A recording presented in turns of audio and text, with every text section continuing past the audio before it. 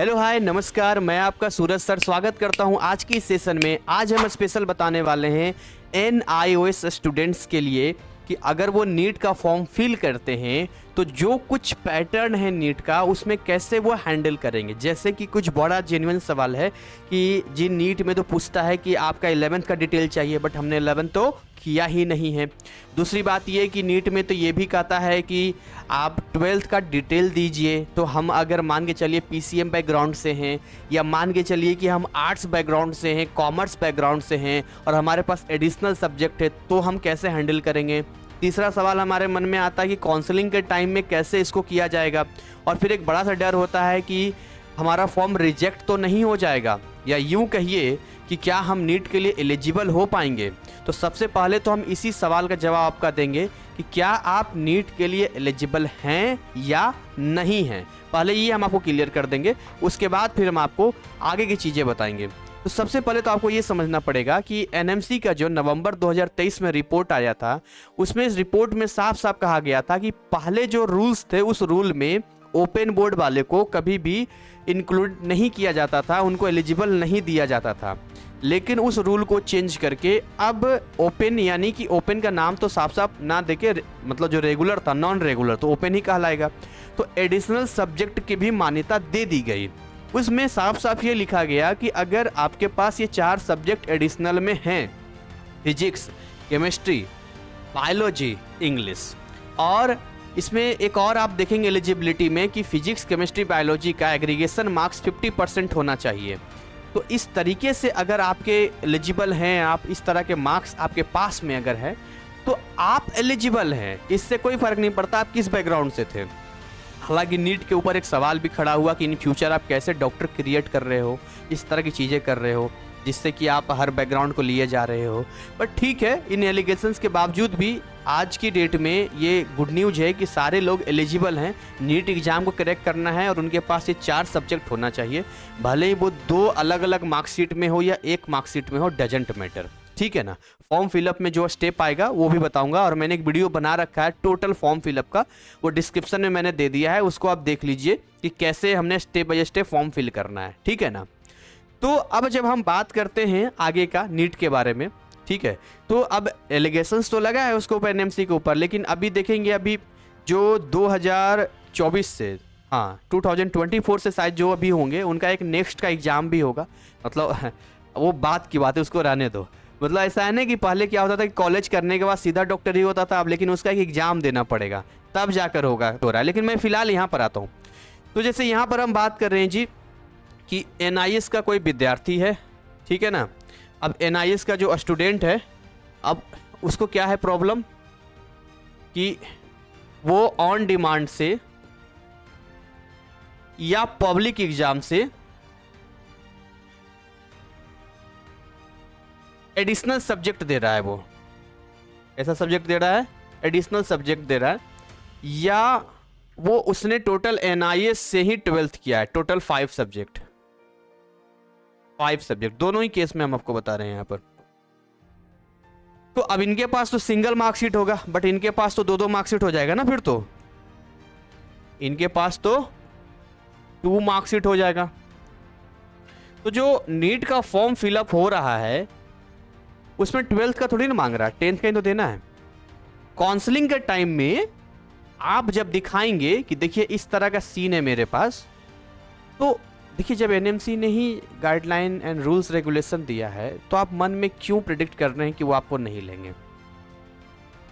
Publicly all over India सबके लिए जब दिया है तो आपसे कोई दुश्मनी है क्या, इस बात को समझिए।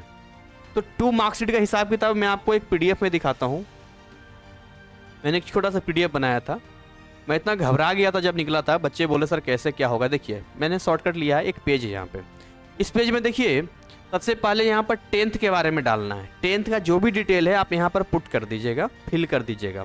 तो 10th का आई होप सबके पास होता है जी, कोई दिक्कत वाली बात नहीं। आप पास हैं, किस ईयर में हैं, है ना, 10th इक्विवेलेंस है, जो भी चीज़ें है सारा, स्कूल बोर्ड कौन सा है यहाँ डाल दीजिएगा, NIS का है, कॉलेज का पिन कोड डाल दीजिएगा, कॉलेज का नाम, स्टडी सेंटर वगैरह का डाल दीजिएगा, रोल नंबर डाल दीजिएगा, परिणाम मोड डाल दीजिएगा, जो भी आपका डाल दीजिएगा।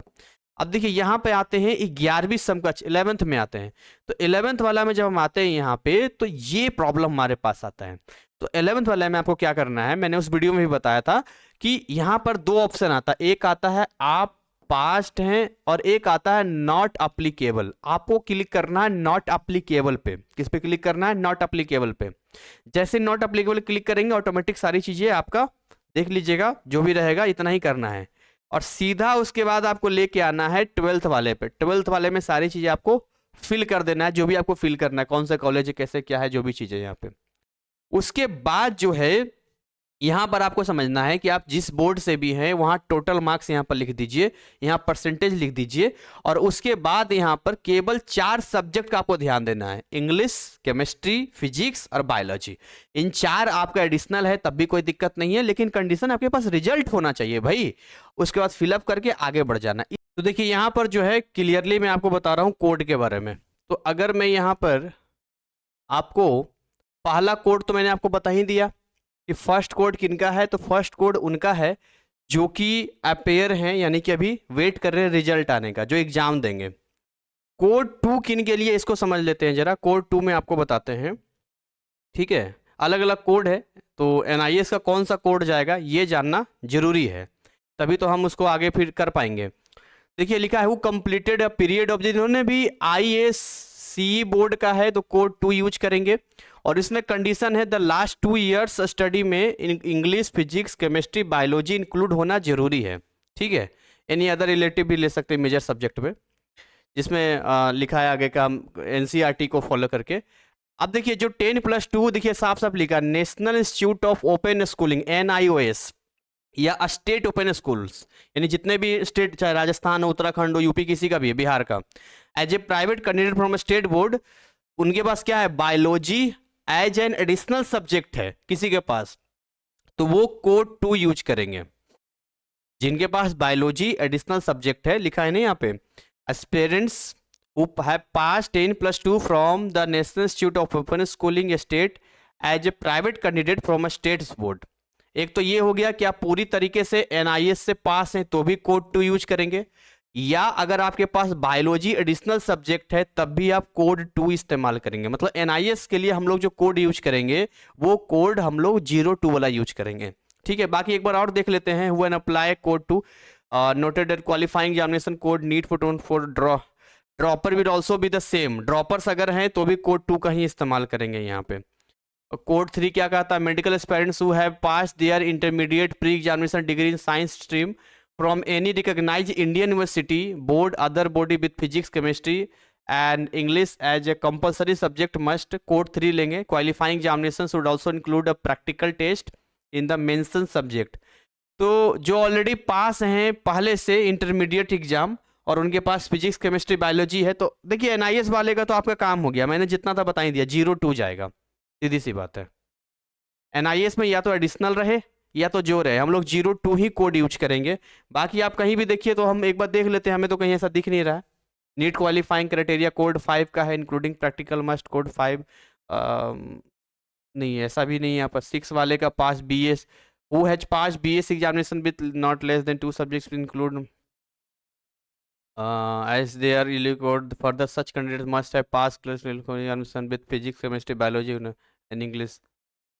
NEET qualification code 7 passed the other examination which is equivalent to intermediate science examination university board 7 NEET code this must take in consideration student must have completed 2 years of study in physics। तो जो भी चीजें थी हमने यहाँ पर आपको clear करके बता दिया है। तो मैं उम्मीद करूंगा, ठीक है ना, मैं उम्मीद करूंगा कि जो जानकारी मैंने आपको दिया है वो आपके लिए यूजफुल रहा होगा और आप इसका इस्तेमाल कर पाएंगे और बिना डरे आप आगे बढ़ पाएंगे। अगर आप NIS में एग्जाम दे रहे हैं तो हमारे कुछ कोर्सेस अवेलेबल है, हमारे ऐप में डिस्क्रिप्शन में लिंक दिया है, वहाँ से आप अपनी स्टडी कंटिन्यू कर सकते हैं। अगर आपको कोई जानकारी चाहिए तो हमने अपना व्हाट्सअप नंबर भी दिया है जो फ्री काउंसलिंग के लिए है। थोड़ा रिप्लाई लेट आ सकता है क्योंकि बहुत सारे मैसेज आते हैं, लेकिन रिप्लाई आएगा ज़रूर आपके पास में, ठीक है ना। कॉलिंग आप अलाउ करके परमिशन लेके कॉल भी कर सकते हैं, कोई दिक्कत वाली बात नहीं है। तो इस तरीके से जो है हम हमेशा आपके साथ है, आगे भी रहेंगे। बाकी मिलेंगे नए कंटेंट, नए अपडेट के साथ में। तब तक ऐसे ही हंसते खिलखिलाते मुस्कुराते रहें। Thank you so much, wish you all the best.